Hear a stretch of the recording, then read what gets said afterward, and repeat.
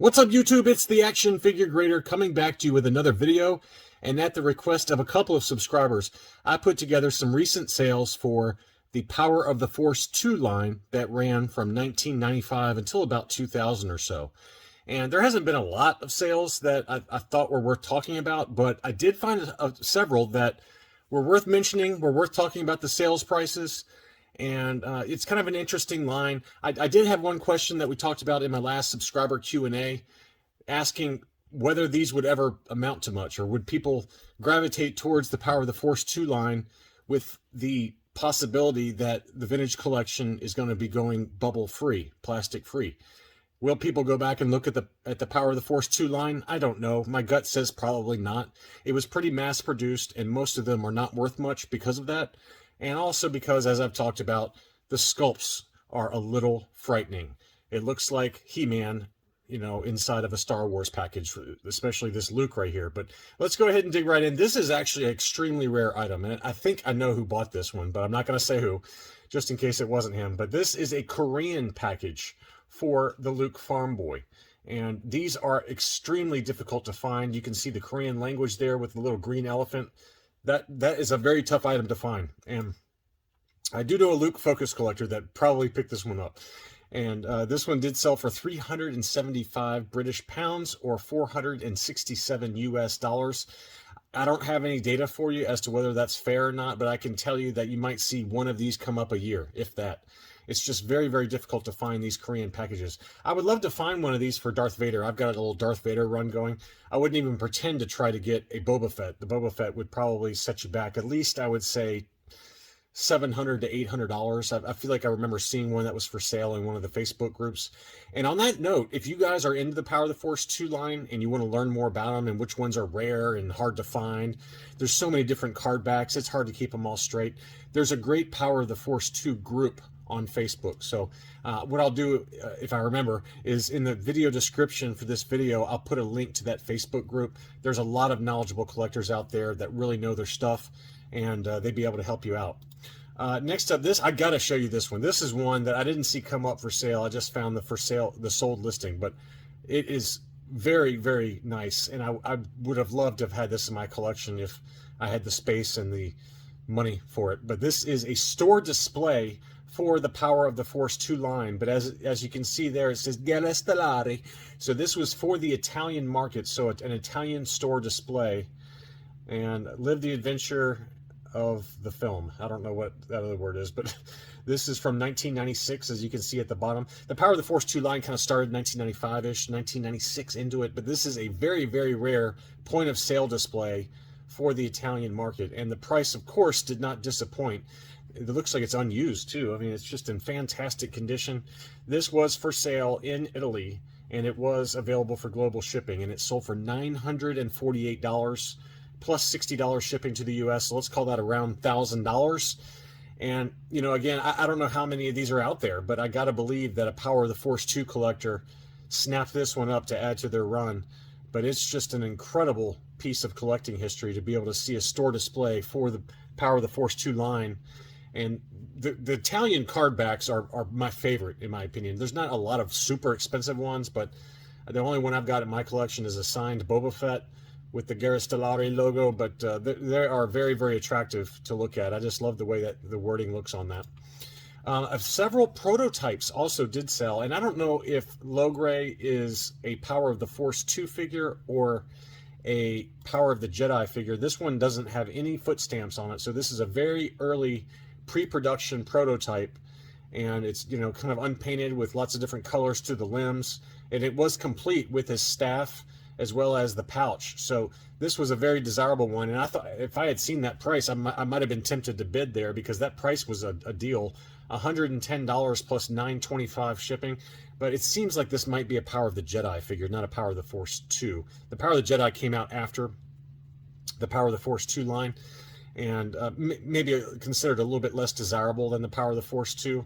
But I didn't go back and look up the history of this figure to see which one it was. Here's another interesting one. This one is a first shot torso and head pull for Bosk the Bounty Hunter. The Power of the Force 2 Bosk is one of the more attractive molds out there. And as you can see, it's got production limbs arms and legs, but the torso piece and the head are unpainted. So I would classify this as what's called a torso pull.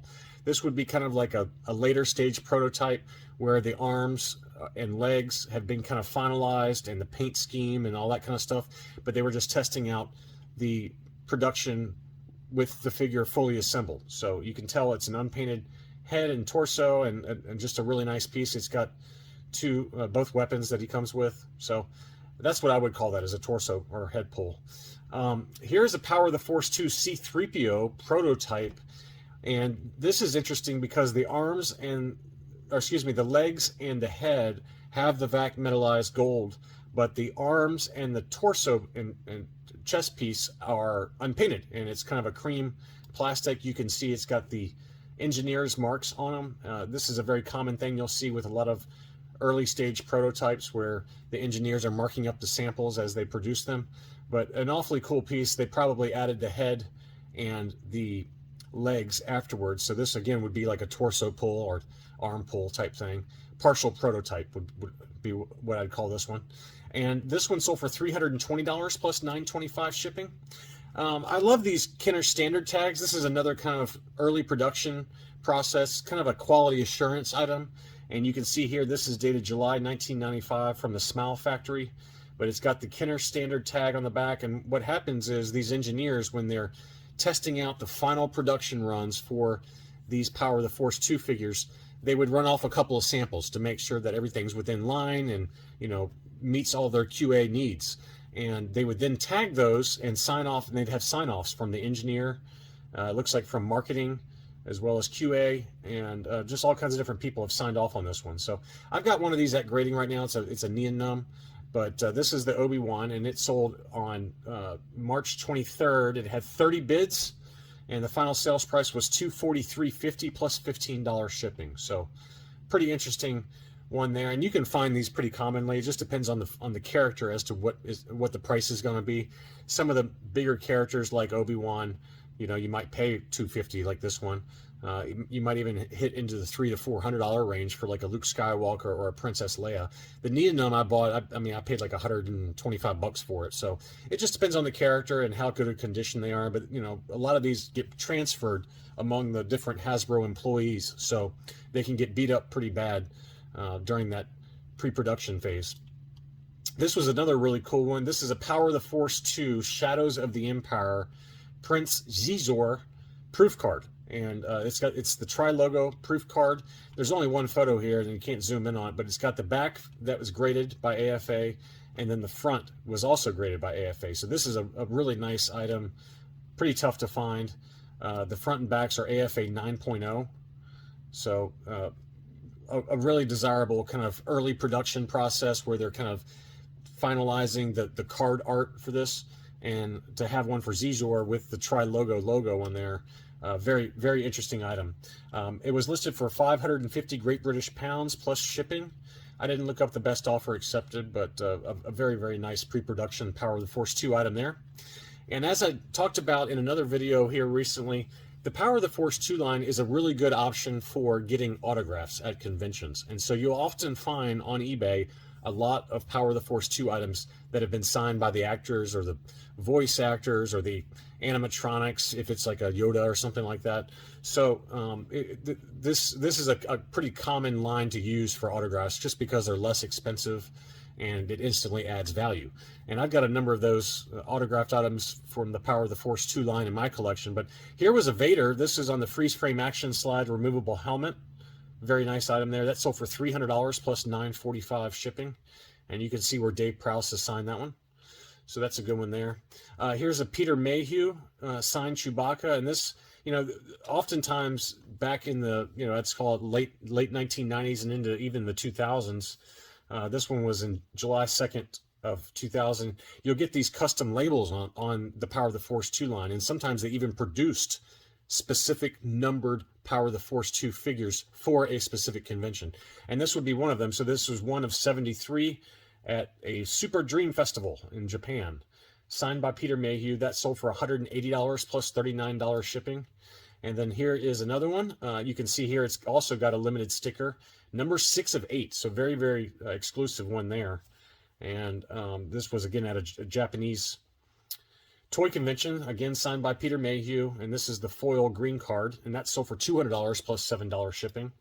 And this seller, he had a pretty incredible run of Power of the Force 2 Boba Fett signed by Jeremy Bulloch, and he sold them off all individually. And there were some really nice exclusives that you'd never see, with very custom stickers that were specific to a particular convention.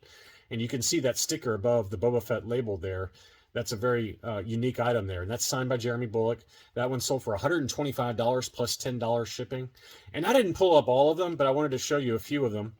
This one was a great deal. It says, "He's no good to me dead, Jeremy Bulloch," and then it's got the whole Bounty Hunters team on a custom sticker there for some convention. That one also sold for $125. But this seller was featured in a slideshow at the end of one of my Boba Fett focused Power of the Force 2 videos, and he had like 50 of them. And apparently he decided to sell them all, but this was number 75 of 500. And again, it's got that same sticker that we just saw on that one. That one sold for $125. And again, he had like another 30 of them that all sold on eBay very quickly. Here's a Kenny Baker R2-D2 freeze frame action slide. That sold for $111.77, or about 90 pounds. And a few graded items to round out the video, but this was a green card Boba Fett Collection 1. So this, as we talked about in many videos, Boba Fett is known to have a lot of different era variations. He can have the missing chest emblem. He can have the missing shoulder emblem. He can have circles on his hands, which is the most common. He can have half circles or no circles on his hands. So there's a lot of different variations, but this is just the standard green card with the circles on the hands. It was graded AFA 80. And that one was listed for $175, best offer accepted. Here's a short saber AFA uncirculated 85 Ben Kenobi, and that one sold for $125 plus $16 shipping. Probably one of the rarest figures to look for are anything pertaining to the saber. For a brief time, they had a very long saber, and they converted it over to a shorter saber, but they used the existing stock of the inner trays.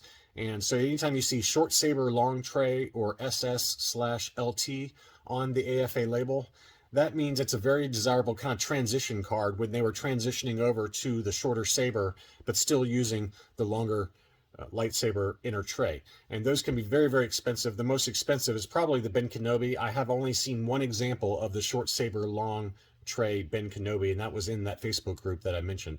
I'm sure there's others out there, but I've only seen one personally, and it's just an extremely rare item. But you can more commonly find them for Darth Vader, as well as for Luke Skywalker, the farm boy, or the Luke Skywalker Dagobah, the Dagobah version, or his X-Wing pilot. So there's a number of different short saber long trays to look for. This was just the standard. This looks like the shorter saber in the short tray. So $125 took that one home. And then finally, we had a loose graded figure. You don't often see loose graded Power of the Force 2 figures, but this was an uncirculated 90 by UKG, and it had the updated case style. And I also know who bought this one. Shout out to Old Plastic. This is a really nice example. That one sold for 85 pounds, or about $106 US, but not an item that you see graded loose very often. And I don't think AFA does that anymore. They used to, but they stopped doing it. But you could certainly send them into UKG and collector archive services if you have a particular figure that you really want to get encased loose, but pretty rare to do that. Anyway, that's all I really had for this video. I hope you enjoyed it. Thanks so much for watching, and I'll be back soon.